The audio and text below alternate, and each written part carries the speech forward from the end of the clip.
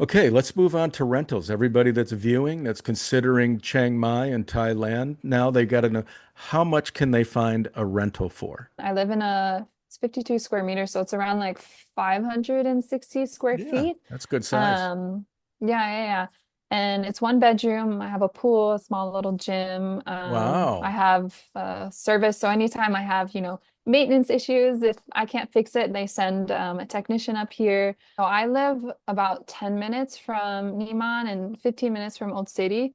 And so it's not very walkable, but I have cafes and markets and restaurants near me. And Hmm. I'm paying around 330 US dollars.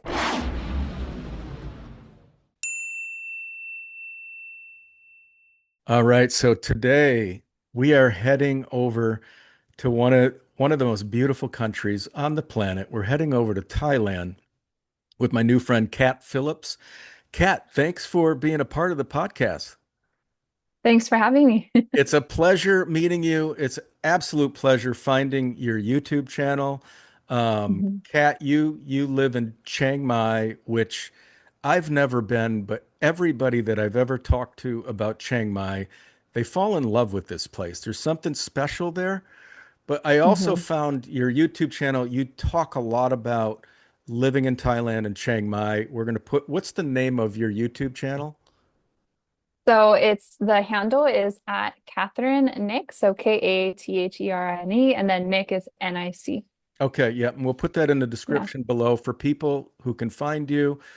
Please subscribe to her channel. It's great work, and she provides a lot of information about people living and interested in moving to Thailand.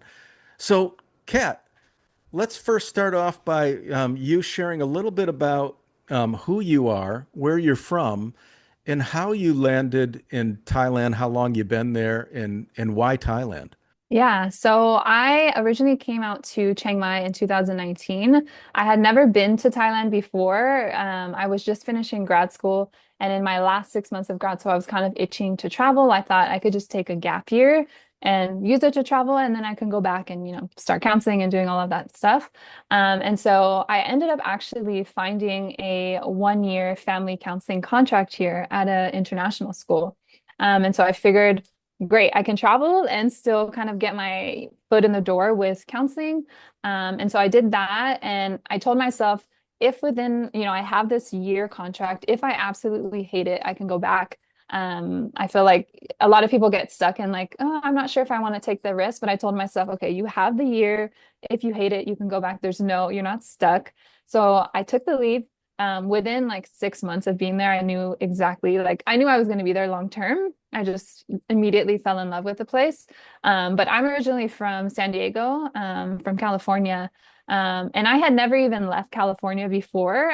So a lot of my friends and family, when I decided to move to Thailand, they were like, you couldn't just go to a different state. You had to leave the country. Right. But I actually have some family in the Philippines. So my mom's from the Philippines. And so I also thought, okay, I'm close to some family in the Philippines, and then I can travel. So yeah, long story short, it was just supposed to be a year, but I fell in love with Chiang Mai, and it's been 6 years now. So I moved out here when I was 26. I'm 32 now, and so yeah, it's kind of I've been here ever since. Wow. So your mother is Filipino. Yeah. Okay. Hmm. Fantastic. Okay. Yeah. So, all right. So, and you were studying, you're a counselor. Yeah, I was. Yeah, I was getting my Okay. master's in counseling, and I plan to do family counseling, but I'm not doing that any longer. But yeah. Did you complete the degree? Did you Yeah, so I had the master's, the licensing, I did you everything. did it all? And yeah, and then a year or two in after actually like getting my foot in the door and getting a lot of experience, I just realized it wasn't for me. Yeah. And so I actually ended up leaving and teaching myself a lot of like online marketing skills, and though so I shifted away from that. But yeah. Interesting. So I So got the degree, but don't really use it. yeah, but well, and then you got a gig and it sounds like an international school where they're always looking for Mhm. school counselors. Was Yes. that your Mhm. emphasis in school counseling, or was it just a regular counseling and clinical It work? was school counseling, but there Okay. was a specialty in like mental health and family counseling particularly. Gotcha. So, Okay. but at the school I was doing like college counseling. I was doing everything because they didn't have I was actually their first counselor at that school. So, Yeah, it was a lot of different things, but yeah. Was that an American international school there, or Yeah. it So was? they followed American curriculum. So it was somewhat familiar, but yeah. Okay, well that's great. Yeah, Yeah. my I have a background in behavioral health, and I used to do a lot of the same work, and now I don't do it Okay. anymore. Now I'm just doing this, and it's Yeah. a lot of fun. Thinking about moving abroad? Adventure Freaks is packed with resources to help you every step of the way. Want immigration support? We connect you with experts who understand the process inside and out, giving you the most up-to-date, reliable information. No more sifting through outdated websites or confusing embassy pages. You can click on the country you're interested in and scroll down and see our helpful links here. Here's immigration and visas, which will connect you with an immigration lawyer in that country. Curious about life abroad? Talk to expats who've already made the move, all of which we've done podcasts with on our YouTube channel. Whether it's day-to-day living or navigating local bureaucracy, they've been there and can share their firsthand experience.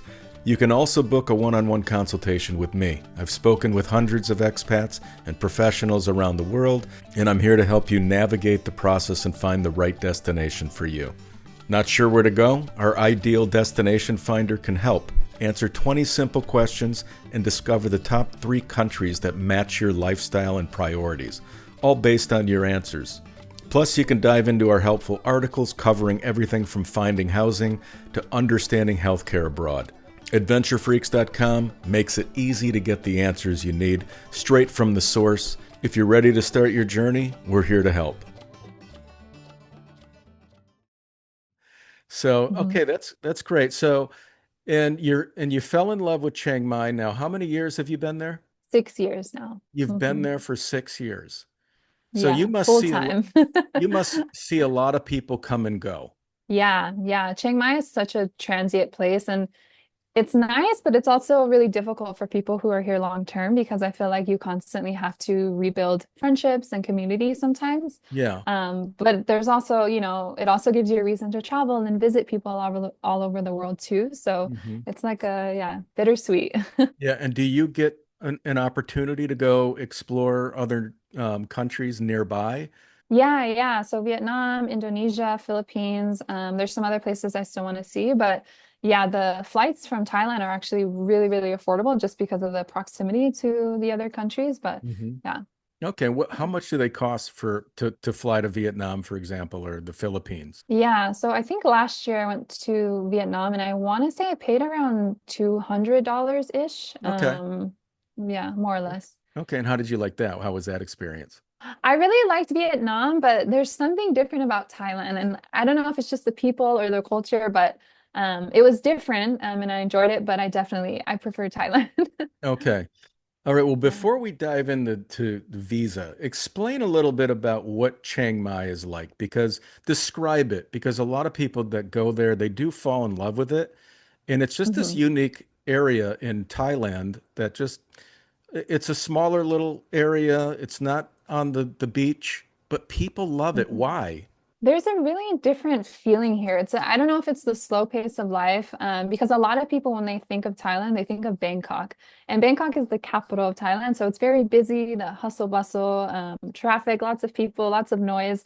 And Chiang Mai is actually the second biggest city in Thailand, but you don't feel it as much, in my opinion. There's still Mhm. traffic, there's still tons of people, but the pace of life is much slower. And I think maybe that's what kind of draws people in. I mean, Mhm. people are still working hard and working towards goals, but they do it at a different pace. And I think, yeah, that's what really brings people in. It's also in the mountains. So we Mhm. don't have beaches, but a beach is like an hour flight. And so it's just, yeah, it's that in between where, you still want that city feeling, but you can go up into the mountains and relax in a cafe.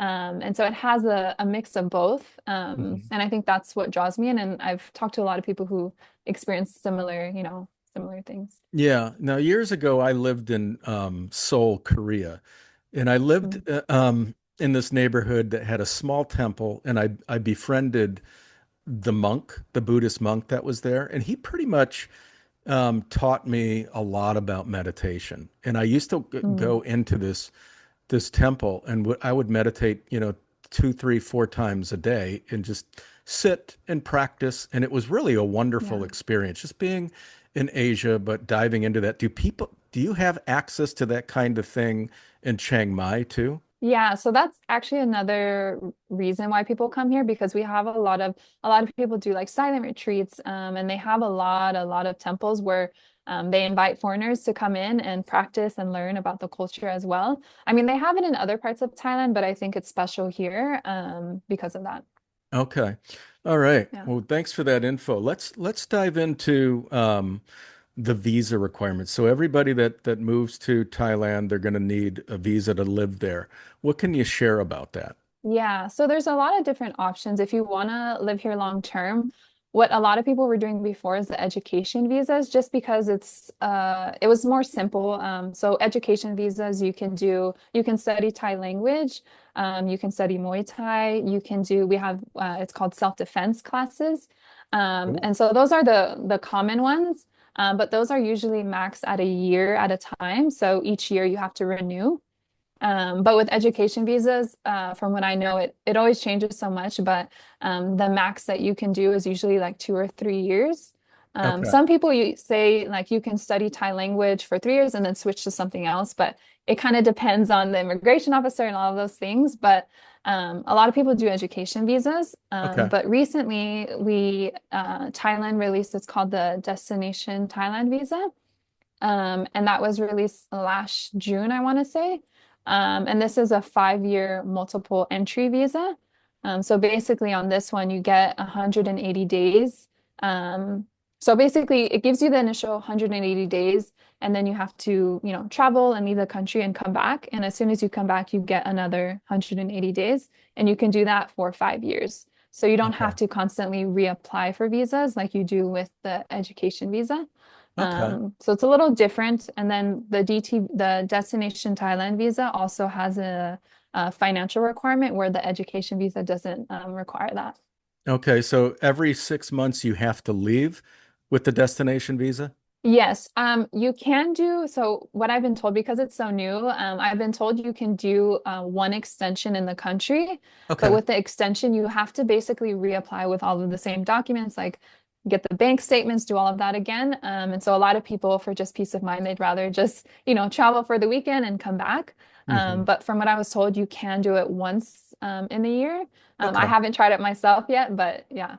Okay. And is that what you're on, the destination visa? Yes. Okay, you are. Okay. Yeah. And there is an income requirement. Do you know what that is? So it's not necessarily like a monthly income, but they want to see in a bank account that you have the number before was $15,000 Hmm. liquid, so cash that you have access to. And that's pretty much it. So they require you to send whatever whenever you apply, an updated signed statement saying this is the amount that I have in the account. But as far as like you need to show I make this amount each month, that's not a requirement. Okay, but so Yeah. you have to actually deposit a minimum of 15,000 into a Thai bank account. No, so this is it can be in either. So I showed a US bank account. Gotcha. Um, yeah. Okay. And do you know anything about the retirement visa? I know a little bit just because I've done my own research out of curiosity. From what I know, I think the number is around $20,000 in a Thai bank. So this one, I think it has to be Thai. Hmm. And then I think the monthly income requirement is around 2000 USD per month. Hmm. Yeah. But again, things change so much here, so the numbers might fluctuate a little bit, but Yeah, I think that's you're pretty close to that. It's about 22,000, I think, and you're about 18 to either you deposit that amount into a Thai bank mhm. or you show an income, a pension of like, yeah, close to $2,000 per month. Yeah. All right. Mhm. Great information. All right. Thank you. Okay, let's move on to rentals. Everybody that's viewing, that's considering Chiang Mai and Thailand, now they got to know how much can they find a rental for? Yeah. So in Chiang Mai, I feel like it's much more affordable than places like Bangkok where they have a lot of the high-rise condos. We have some of that here, but it's a little different.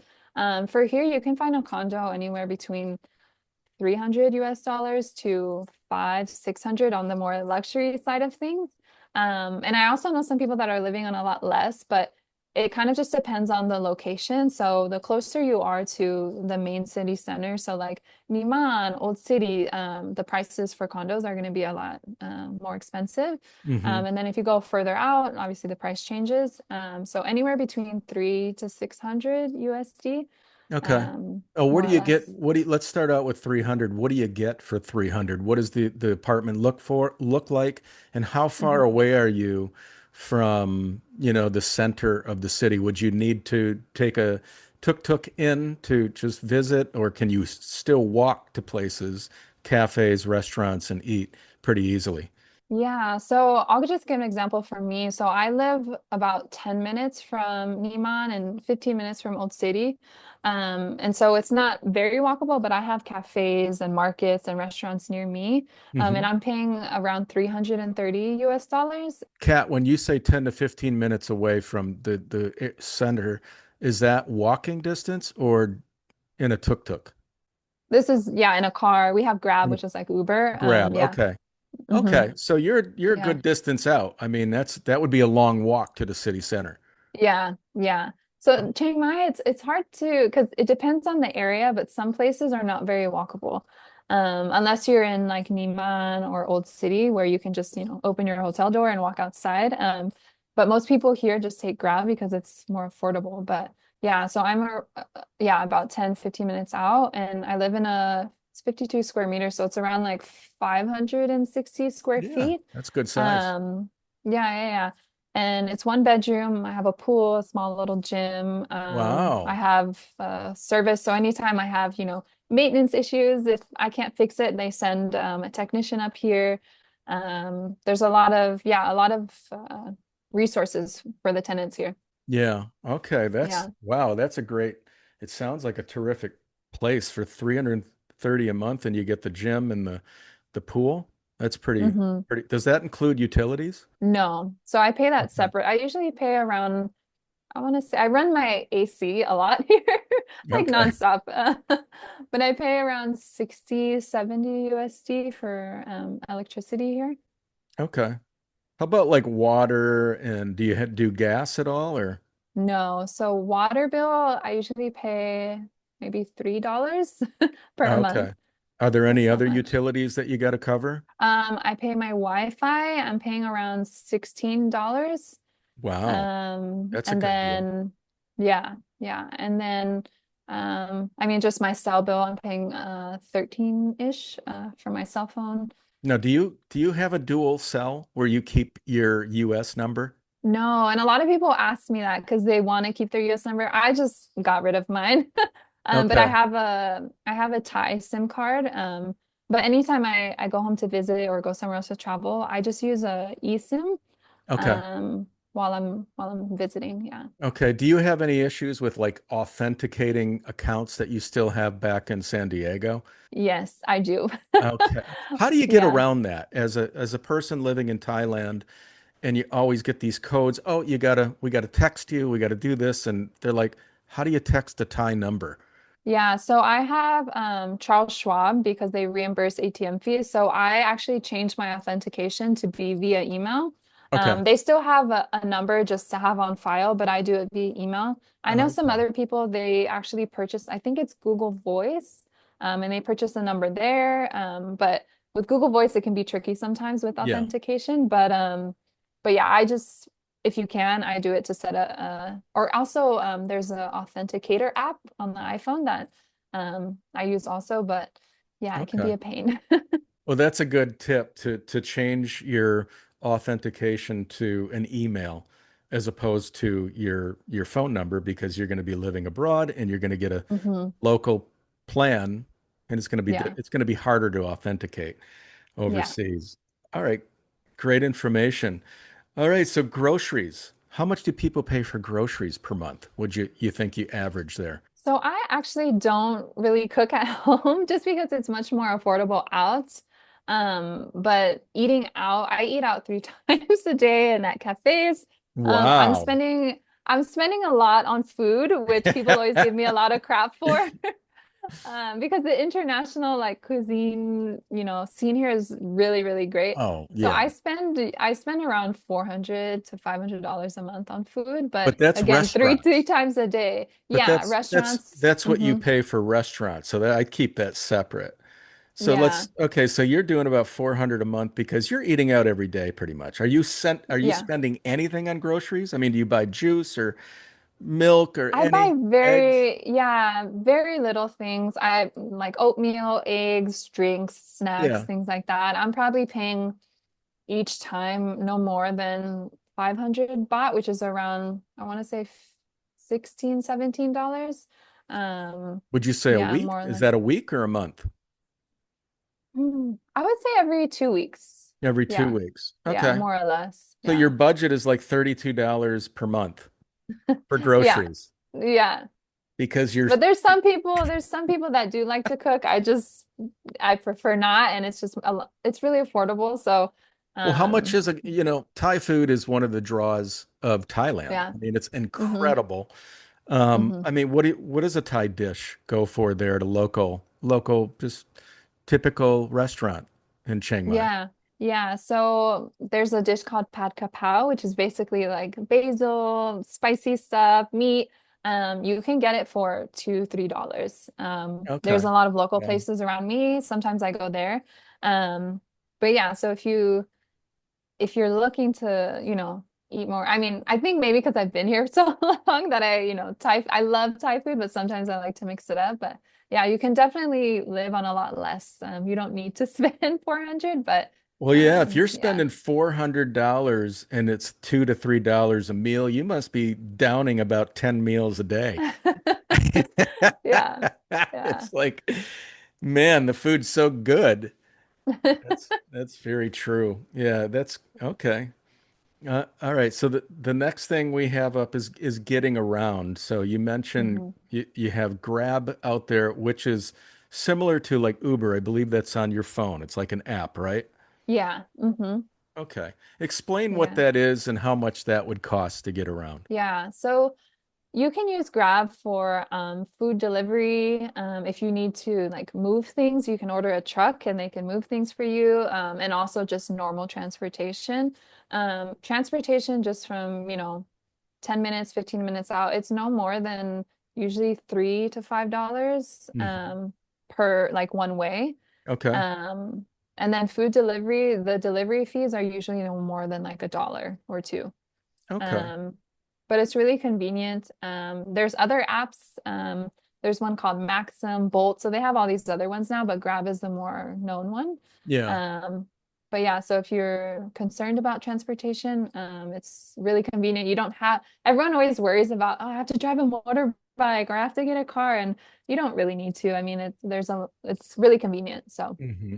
Do people yeah. rent scooters there? Yeah, yeah, they Okay. do.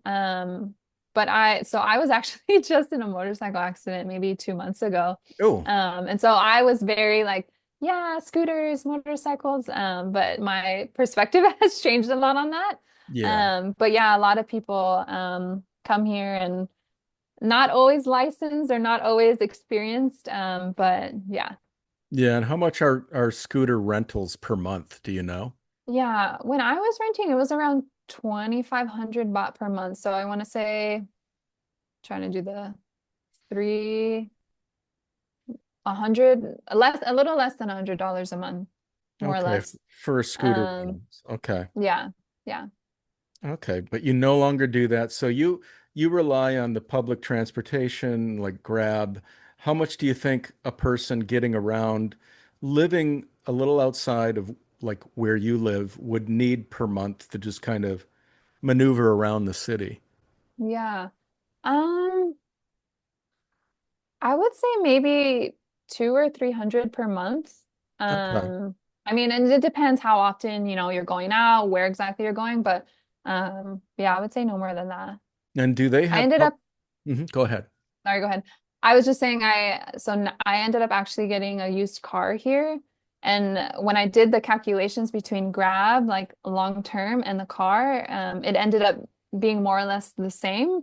Okay. But again, that's only if someone's here, for longer than, a year or two. But So you bought a car And now you just pretty much drive? Yeah, yeah. So after my accident, Okay. I was like, nope, not doing that anymore. So gotta use is the old Toyota. So that's what I do now. Okay. All right. Yeah. So do they have public transportation like buses and can you get around that way? It's not I wouldn't recommend it just because it's not as reliable. We have it's a new shuttle that I think maybe 6 months ago. It's a shuttle that started, but it's only during certain times and it only goes to certain parts of the city. So it's not completely reliable, but if that's, your only option.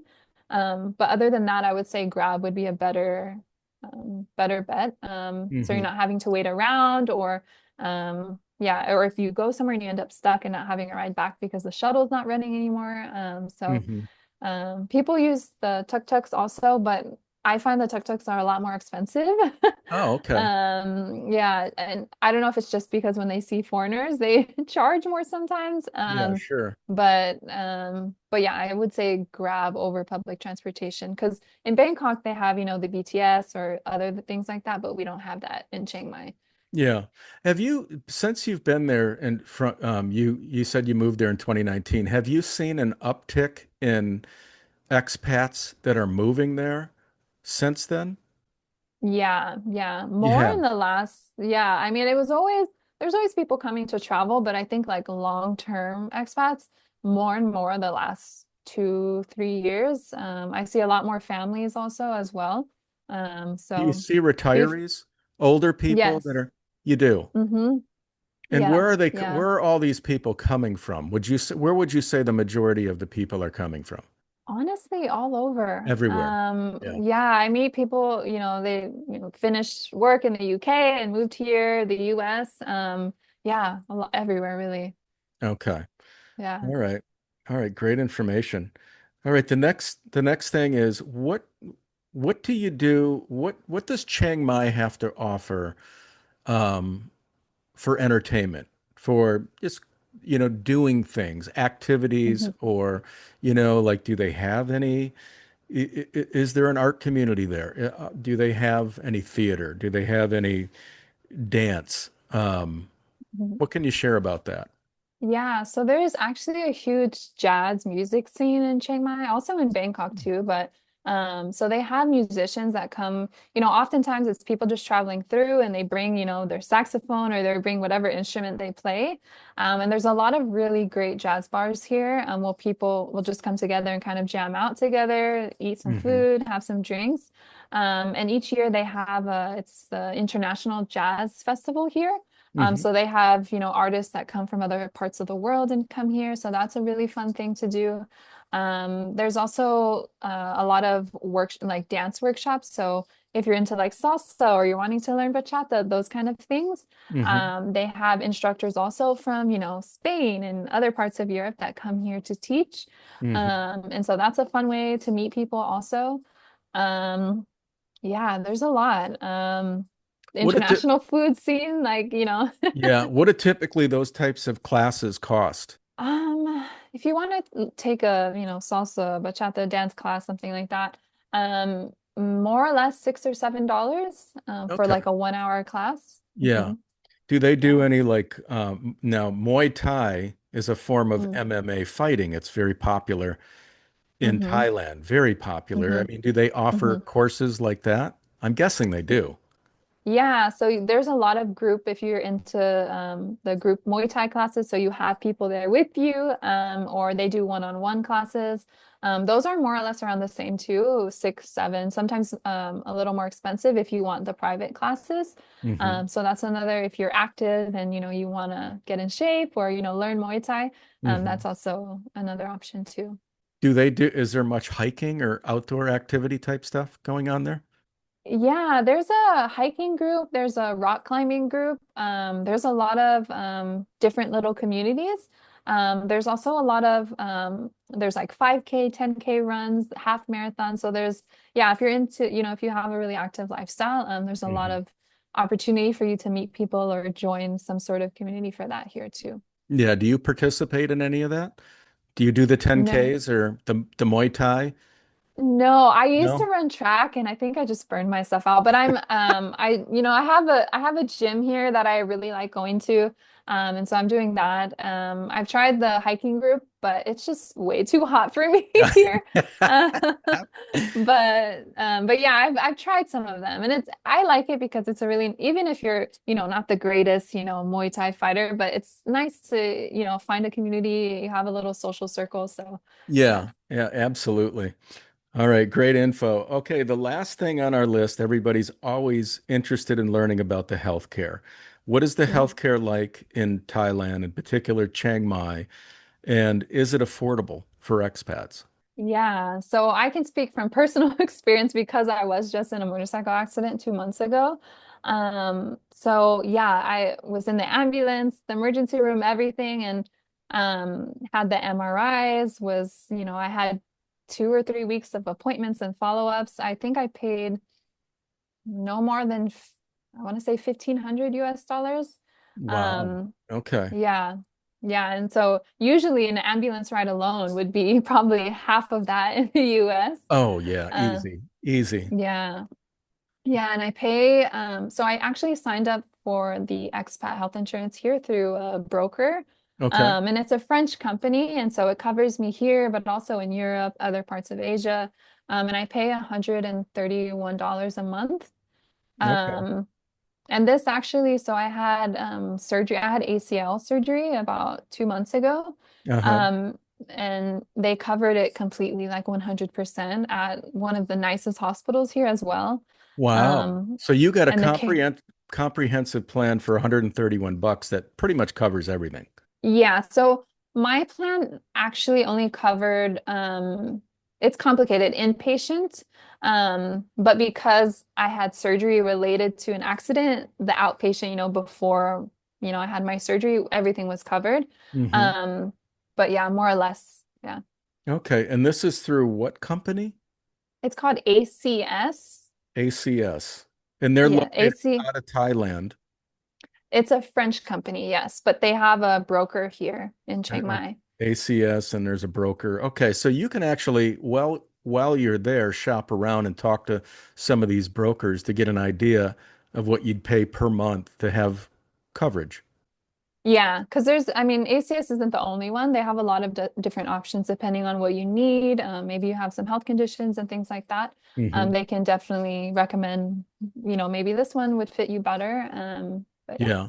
And one of the advantages of living in in Thailand overall, than in Southeast Asia is, from what I understand, it has the highest quality healthcare in that Hmm. region. So a lot of people from other countries, when they have serious Yeah. issues, they just jump on a plane and go to Thailand.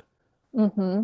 Mm-hmm. Yeah. Yeah, I was really, really impressed. Like, I had never even had surgery, let alone in a different country. And so I was very, I tried to talk to other foreigners who had surgeries here, and they actually recommended a specific surgeon that they had experience with. And so, yeah, I was really, really happy with the care. I mean, even just waiting for the approval for surgery and the surgery date. Usually in the US, you have, there's a waiting list, or maybe, Yes. the surgeon's not available until this date, but here everything was so fast. Even the emergency room alone, I waited maybe 5 minutes before I was seen. Hmm. So it's, yeah, little things like that that we don't realize can exist outside of, the US. Yeah. Yeah. Well, it's Yeah. good that you came out of it and you're healthy and you're feeling better. Yeah. Well, that's everything. Is there anything else you can think of we didn't discuss that could it be helpful to the viewers watching considering moving to Chiang Mai that we didn't talk about? Oh, actually, burning season. I don't know if that's something that a lot people might have questions about. If you want to touch on that for a second. I've heard about that. Uh, Yeah. Yeah, I've heard. yeah, because a lot of, it's becoming more, I think people are becoming more aware about it. But for 3 months of the year, there is like agricultural burning that happens here. But because Chiang Mai is like kind of in between two valleys of mountains, the air kind of and the pollution just gets trapped here. So it's really, I think we were like in the top three for the really bad air pollution. But Yeah. a lot of people just during that time will just travel to the islands or travel somewhere else and come back.